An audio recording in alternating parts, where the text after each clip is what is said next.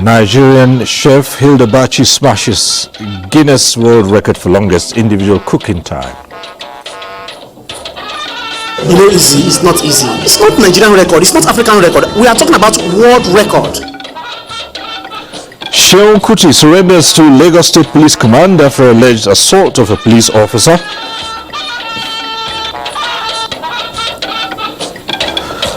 Plus, governors and senators-elect call for adoption of international best practices ahead of May 29 inauguration for new administration. These are the critical elements that sustain advanced democracies with institutional capacity and human capital development. Good evening. Welcome to NTA Network News. I'm Cyril Stover in Abuja. Michael Olale will join us from Lagos. And you can follow this newscast live on our website, nta.ng/live. NTA News Now on Twitter, as well as other social handles displayed on the screen. Now, Hilda Bachi has broken the Guinness World Record of 87 hours, 45 minutes cookathon held by an Indian chef, Lata Tondon, in 2019. Larry Belay reports that Hilda also set a new record of 100 hours of cooking for 4 days. It's been 4 days with intermittent break of 30 minutes for every 6 hours of cooking for 27-year-old chef Hilda Bachi to beat the Guinness World Record of Cookathon of 87 hours 45 minutes held by Lata Tondon in India. Through it all, Nigerians came to cheer Chef Hilda at every juncture of her feat. Like, it could only be something that I would imagine in my wildest dreams, and I'm glad that I'm here to see her do this. I mean, even watching her online, on live, I couldn't watch for long because I felt the pain, I felt the resilience. I just think that at this point, it's just her mind that is working. She did not disappoint, dishing out more than 250 meals for Nigerians to eat. Perhaps it's the training she has gotten over the years while she cooked, says Hilda's mom, who is also a chef, or it runs on the family. When she is tired, and once I keep sitting here and she said, "Call mommy," and when I go, I stand here, "You can do it." Even when I know it's difficult, but I cannot at that point say, "Come down, back out." Remarkable feat, but certifying our place on the prestigious Guinness World Record will be determined by review of all evidences. In Lagos, Larry Belay, NTA News. President Muhammadu Buhari shares the joy of celebrations as 27-year-old gourmet chef Hilda Bachi, who makes history by breaking the world record of longest hours of cooking, finding her way into the Guinness Book of Records, and placing Nigeria on the global spotlight, is celebrated. President Buhari lauds the young culinary expert for turning her talent and passion into a career with a rippling effect on the economy as she runs a restaurant in Lagos and trains other talents at entrepreneurship, and now leads the world in resilience, perseverance, and consistency in cooking. The president notes the antecedents of the restaurateur who dazzled at the Jollof Face-Off Competition 2021, preparing mouth-watering dishes that won the Choice Prize and settled an age-long rivalry with Ghana on which African country should own the trademark for cooking better jollof rice. The president thanks the sponsors of Hilda Bachi Cookathon, government officials including Governor Babajide Sanwo-Olu of Lagos State, celebrities from the bubbling music and movie industry, and fans of the chef for all the support that has brought glory to the country. And also, President of the Senate, Ahmed Lawan, has congratulated Nigerian chef Hilda Baci for breaking the world record on cooking marathon. In a statement by the Special Advisor to the President of the Senate on Media and Publicity, Olawuni, Senator Lawan says Baci's feat is a reminder to the entire world that Nigerians are talented and are capable of excelling in any endeavor. He commended her for making Nigerians proud as he acknowledged the support she received from the Lagos State government. And to other news now, Afrobeat musician Seun Kuti who was seen in a viral video assaulting a police officer, has turned himself in at the Lagos State Police Command headquarters. This followed the order for his arrest issued by the Inspector General of Police on Saturday after videos emerged showing the Afrobeat star pushing and slapping the policeman. A statement by the command's public relations officer, Benjamin Hundeyi, says the accused surrendered himself early Monday morning, accompanied by his lawyer and family representative. He has been placed under arrest while his case has been transferred to the state CID Panti for further investigation. While appreciating members of the public for their concern, the command in the statement gave an assurance that the ongoing investigation will be detailed, transparent and professionally pursued in order for justice to be manifestly served for all parties involved. The Federal Executive Council, at an extraordinary meeting this Monday, gave approval for the establishment of 37 new private universities. The Council resolved that the federal, states and local governments are now to adopt the Employee Compensation Act to protect their workers. And Aviation Minister Hadi Sirika says Nigerian airlines will fly before the end of May. We'll bring you the details of that in subsequent bulletins. The Nigeria Police Force says it has observed that some major political actors that participated in the 2023 elections are working to frustrate the presidential inauguration coming up on May 29th. Inspector General of Police Usman Alkali has therefore warned such desperate politicians to desist forthwith.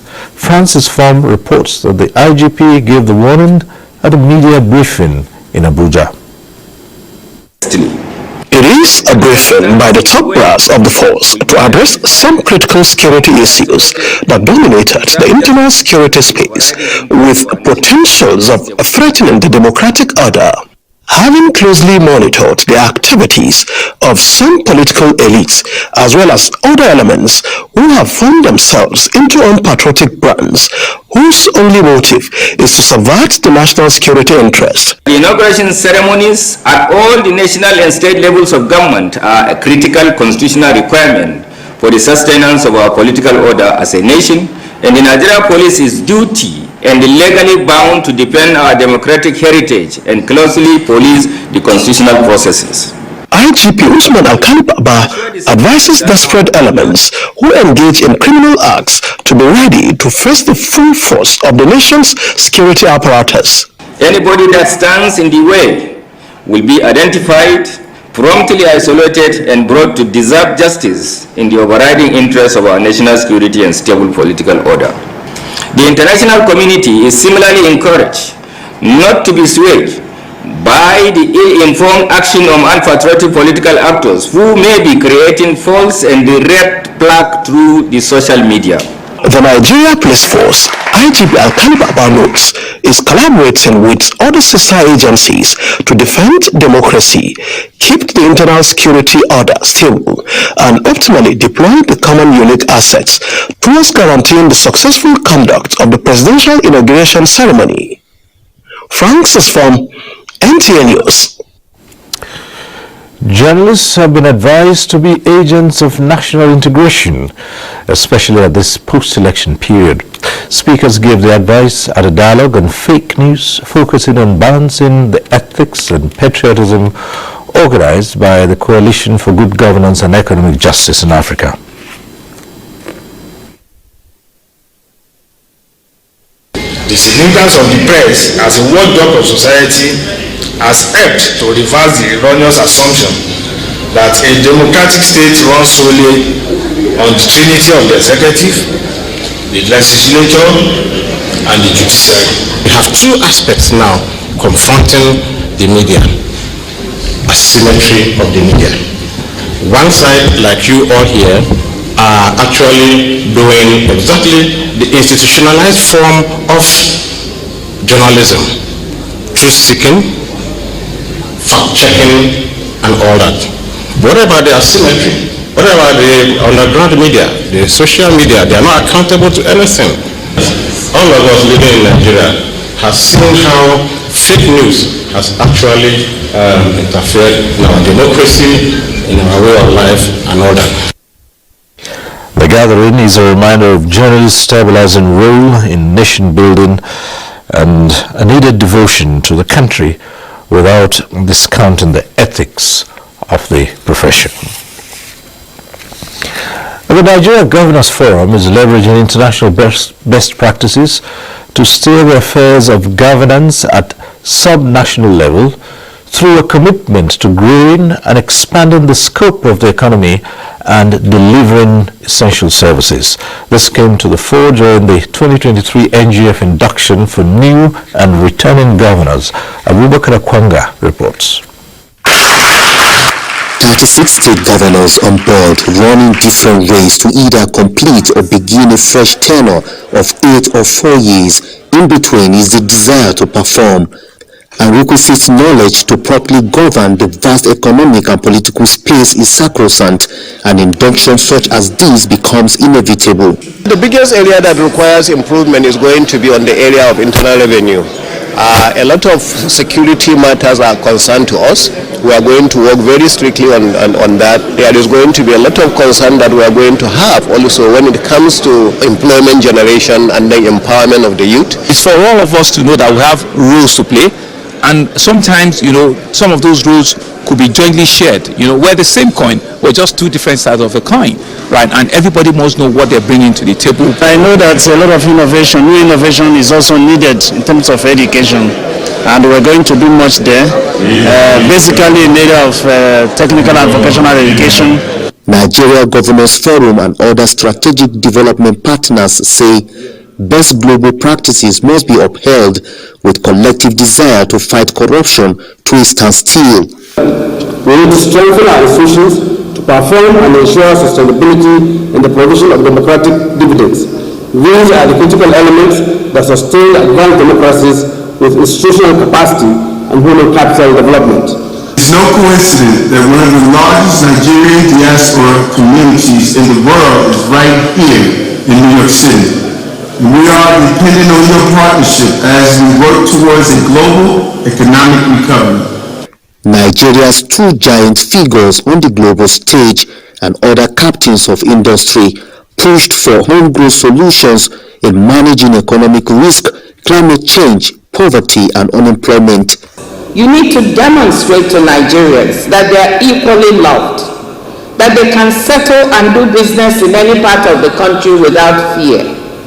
I love Nigeria deeply, and I want to feel welcome in any part of this country.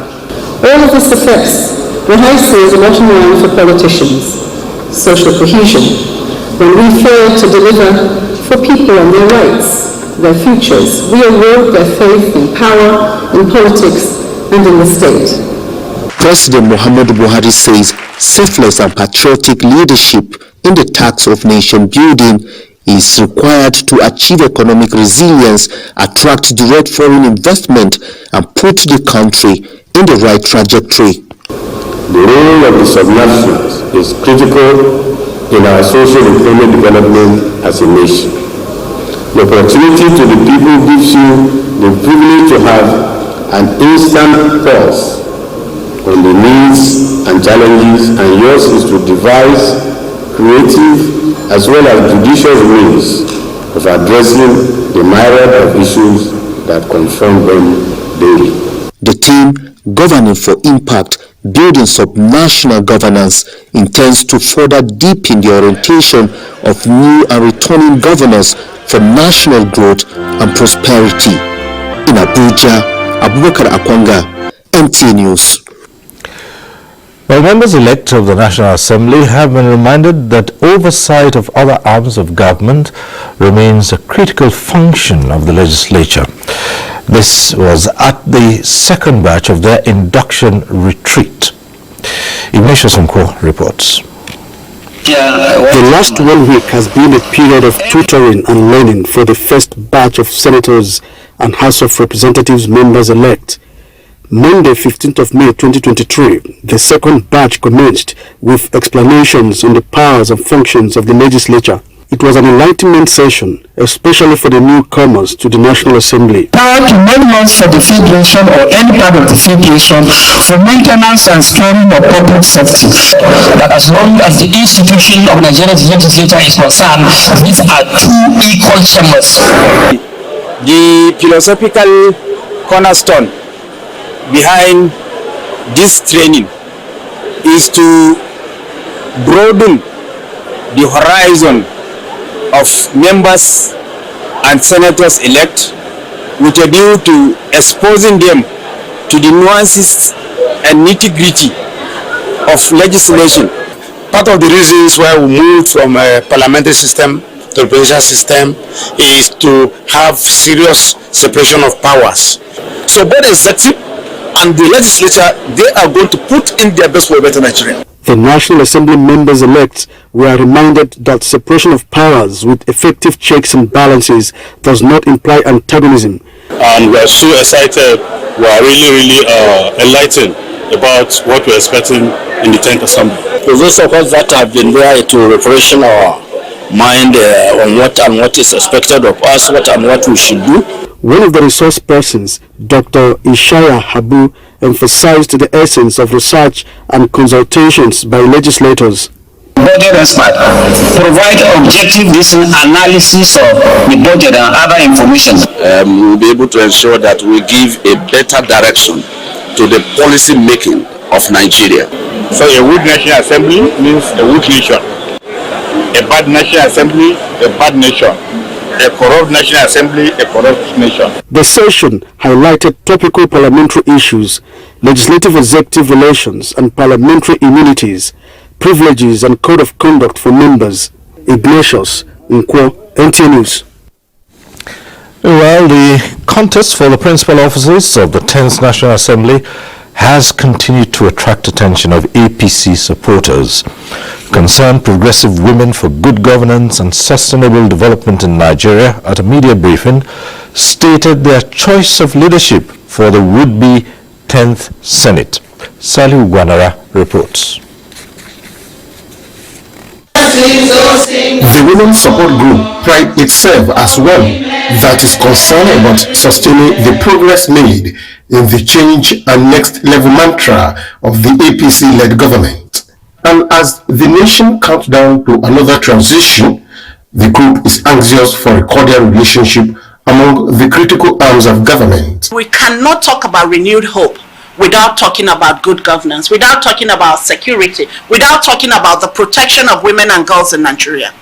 And I believe, sincerely believe, and under the Progressive Women for Good Governance, we believe Abdulaziz Yari will give us that good governance. Meanwhile, All Progressives Congress National Defense Coalition has appealed to the President-elect Bola Ahmed Tinubu to consider only those who work for the success of the party in his proposed government of national competence. We are finally calling on the President-elect not to consider any of the APC member who worked with the opposition against the APC. The group briefed the media on the political development of Zamfara State and the need for stakeholders within APC to harmonize support. In Abuja, Salihu Gwanara, NTA News. We take a break now. The news continues shortly.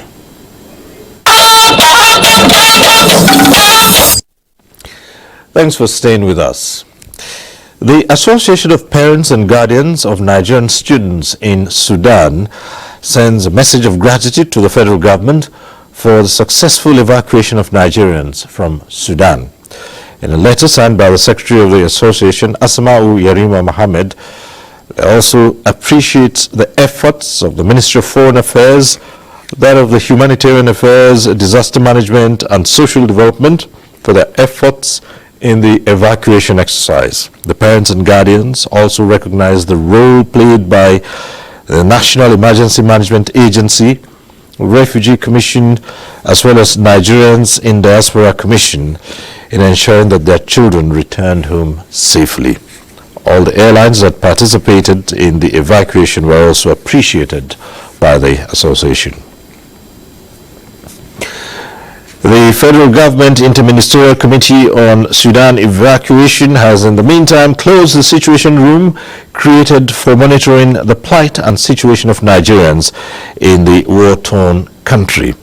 Chairman of the Interministerial Committee and Permanent Secretary, Ministry of Humanitarian Affairs, Disaster Management and Social Development, Dr. Sani Gwarzu, however, says a standby mechanism will be in place in case of any emergency that might arise.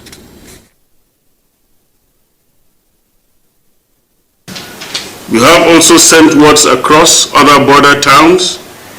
In Jeddah, Saudi Arabia, we had an initial personnel number of travelers who went through Jeddah as 45. Today, only 13 are remaining there. The 13 will also join us in Nigeria very soon through a mechanism that we have activated today. In N'Djamena, Chad, we had 3 persons, and those 3 have all found their ways back home to Nigeria, so we don't have any person left today as I'm speaking now in Chad. In Addis Ababa, that's Ethiopia, we had 31. All of them are back except 9 persons, and all those 9 people will be brought back home safely. We also have word when we sent across to Juba in South Sudan. 7 people are still there. We'll get them back to Nigeria. I'm happy to say that no record of any pending traveler is currently in Egypt. All the over 800 persons that were passing through Egypt have completely returned home.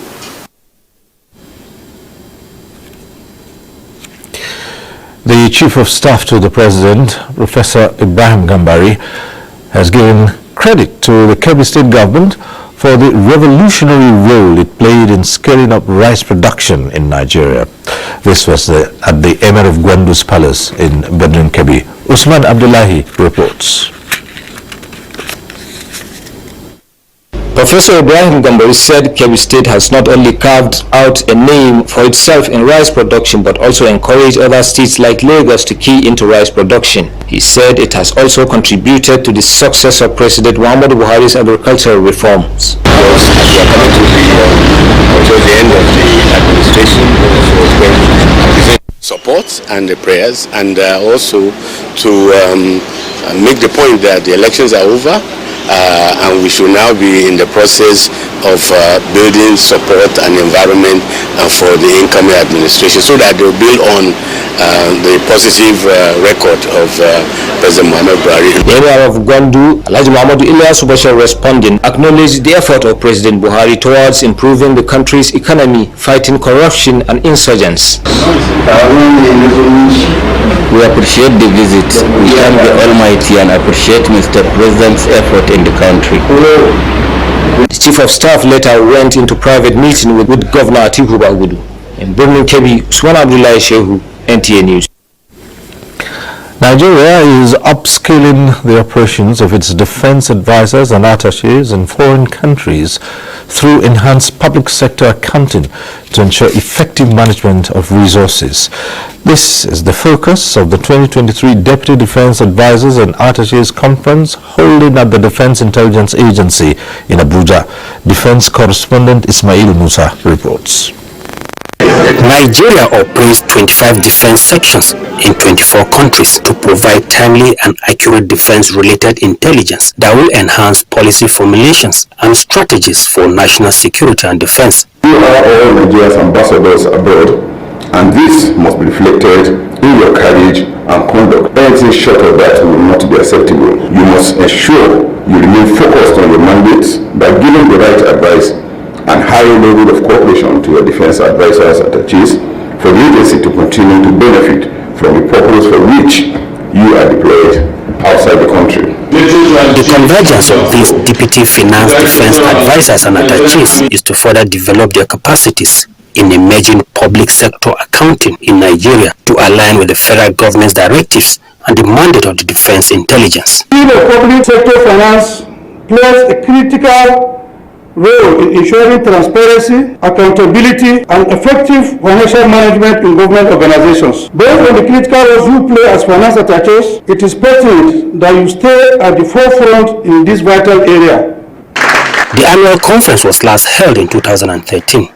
From the Defense Intelligence Headquarters in Abuja, Ismail Musa, NTA News. I'm time to go off to Lagos now and join Michael Olale for more reports on Network News. Michael, it's over to you. Thank you, Cyril. With Nigerians coming to terms with the inevitability of the fuel subsidy removal anytime from now, discussions are being zeroed on what the government and Nigerians stand to gain from its removal. A cross-section of Nigerians believe that it will help in cutting down government expenditures. Hinginojan Adams reports. Nigeria's fuel subsidy is estimated to cost the Nigerian Treasury about $10 billion annually. This is about 24% of Nigeria's 2022 budget.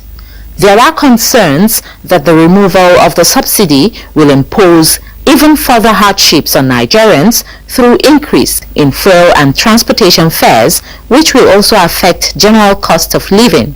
Although there might be initial setbacks on the subsidy removal, some Nigerians believe that the country will benefit more in the long run. It's very important for Nigerians to know that removing subsidy is going to curb corruption to a large extent, because up till now the NNPC cannot give us accurate figures as to the number of liters Nigerians are consuming per day. It's going to significantly reduce government expenditure, and what that does is that it makes much more money available. It can help open the oil sector markets for everybody. Private individuals can now invest in it.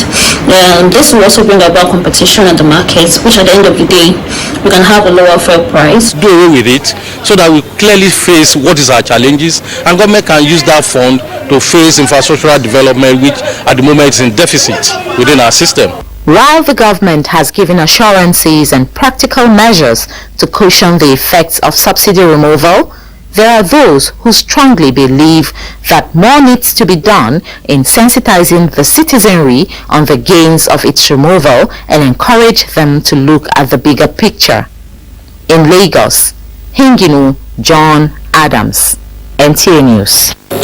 The federal government says since the idea of a cabotage policy was conceived, the number of vessels flying the country's flag has increased by 68%, with optimism that the recent efforts towards disbursing the vessel financing fund will create a strong platform for Nigeria to compete globally. Correspondent reports that maritime agencies within the region believe Nigeria's success will form the basis for a robust policy in West and Central Africa.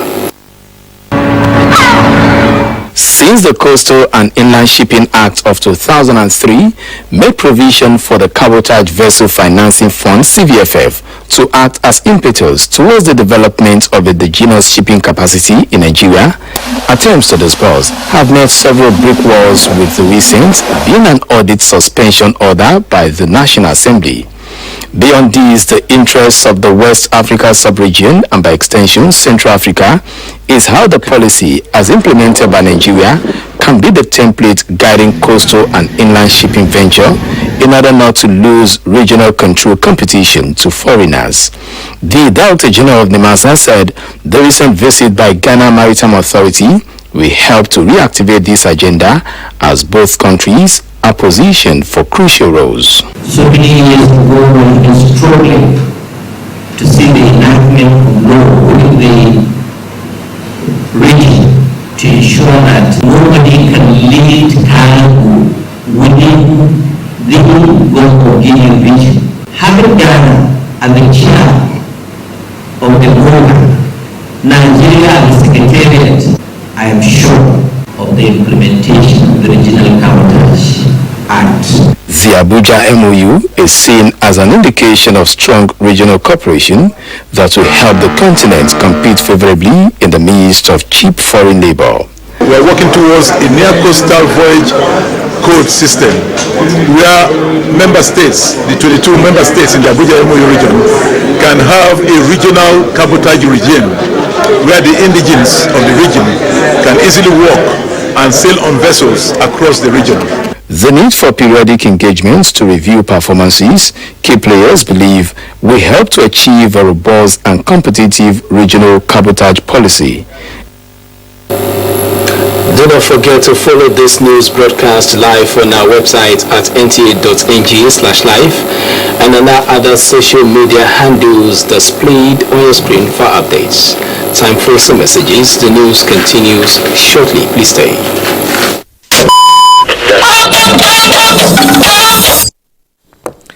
We're back in Abuja now. The opening ceremony of the 14th Ordinary Session and General Assembly of the African Union of Broadcasting, earlier scheduled for Tuesday, 16th May 2023, has been postponed.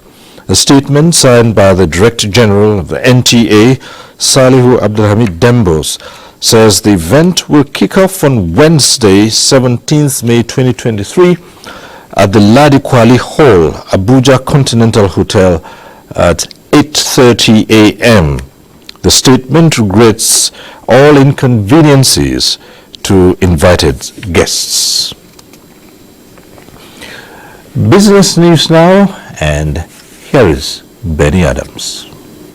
Thank you and welcome to Business. Latest data shows that Nigeria's annual inflation increased to 22.22% in April from 22.04% the previous month as the price of food continued to rise. The National Bureau of Statistics and the data released this Monday show that food inflation, which accounts for the bulk of Nigeria's inflation basket, rose to 24.61% in April from 24.45% in March. The Bureau says the rise in food inflation on a year-on-year basis was caused by increases in prices of oil and fat, bread and cereals, fish and tubers, as well as meat and spirits.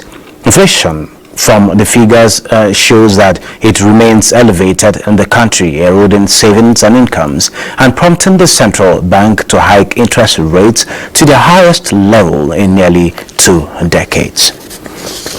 And the governor of the Central Bank of Nigeria, Godwin Emefiele, has assured that stakeholders are making deliberate efforts to resolve the issues around the payment of USSD between the banks and the telcos. I use the word tug of war between the banks and the mobile network operators about how to resolve the payment of USSD. But we've been at this for almost about 2-3 years.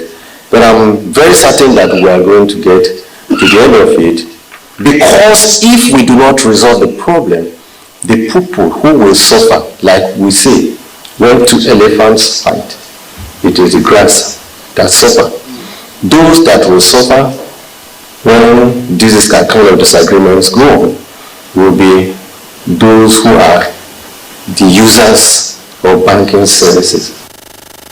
And taking a look at the market, equities market started the week on a positive note, though rising slightly by 9 billion naira as investors increased bargains in some selected stocks. At the end of first weekday of trading on the exchange, a total of 626.4 million shares in 6,033 deals corresponding to a market value of 5.6 billion naira were traded.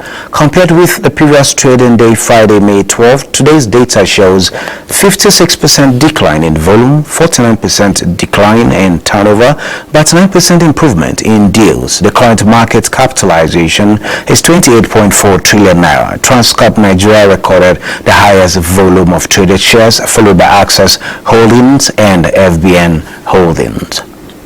That is business news. It's nice doing business with you, Serial. Same here, Benny.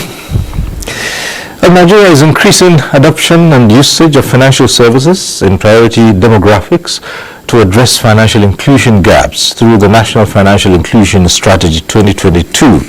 Now, addition to the strategy is the Sabi Money e-learning platform unveiled this Monday in Abuja by the Governor of the Central Bank of Nigeria, Godwin Emefiele, which is aimed at providing individuals with the opportunity to be trained and to become certified financial literacy trainers. Leah Katumba Batunde has the report.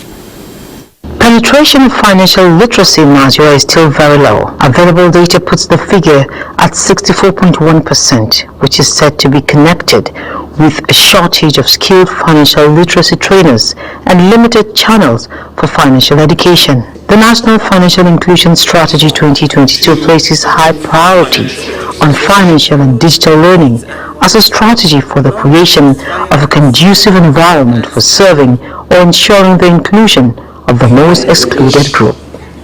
These give birth to the e-learning platform, Sabi Money. What we're doing is that training people who will become trainers, who will take what they have learned on financial literacy to our weak and the vulnerable people and teach them about financial literacy, because we believe through this program we should be able to deepen financial inclusion, increase the percentage, and hopefully achieve the targets that we have set for ourselves. Sabi Money is a homegrown solution that targets to increase the adoption and usage of financial services in priority demographics. What it will help us do is to help us reach more people, help us scale these initiatives, give us data to review the progress and efficacy of our literacy programs, and to be an opportunity for monitoring and evaluation. The Central Bank of Nigeria is targeting to achieve 95% financial inclusion by next year, and the Sabi Money portal will serve both information and research purposes in the most effective manner. In Abuja, Leah Katumba Batunde, NTA News.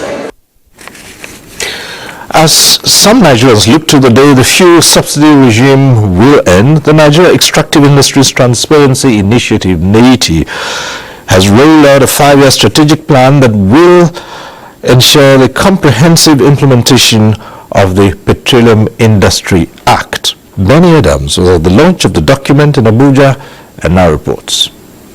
Having secured a befitting work environment, it is now time to focus more on the business that will impact directly the fortunes of Nigeria and Nigerians, says the Nigerian Extractive Industries Transparency Initiative BAS, Dr. Oji Ogbonnaya Oji.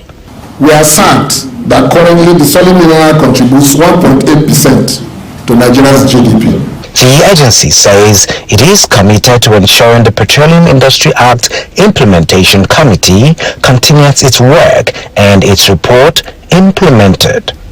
This is in addition to ensuring that the solid minerals sector is thrown open for investment, as figures from NEITI reports show a total of 624.1 billion naira revenue has been generated in 13 years. Whatever is required to move into the solid mineral sector, why not ignore the oil and gas? We are ready to talk on that now. On the issue of fuel subsidy removal, the government says all opinions are being considered to guide the incoming administration for proper action.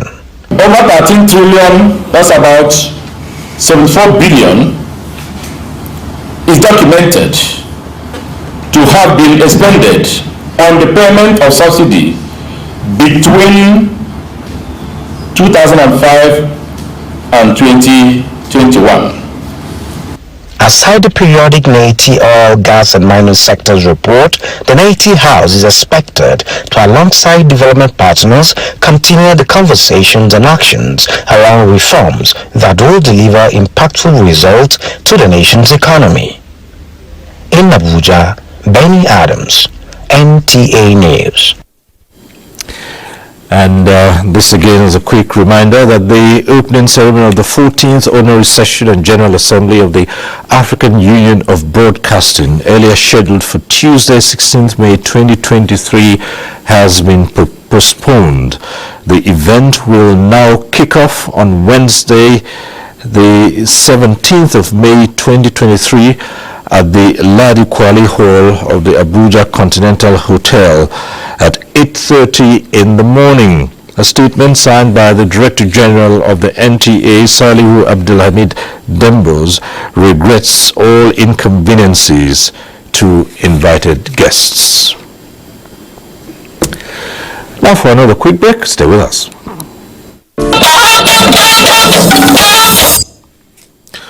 President-elect Asiwaju Bola Ahmed Tinubu sends his condolences to renowned professor of mass communication Ralph Akinfele over the demise of his wife, Mrs. Carol Akinfele, who passed on a few days ago. Tinubu urged Professor Akinfele to be comforted by the many lives his late wife touched with her kindness, charity and professional career as a teacher and principal, adding that she lived a remarkable life of impact.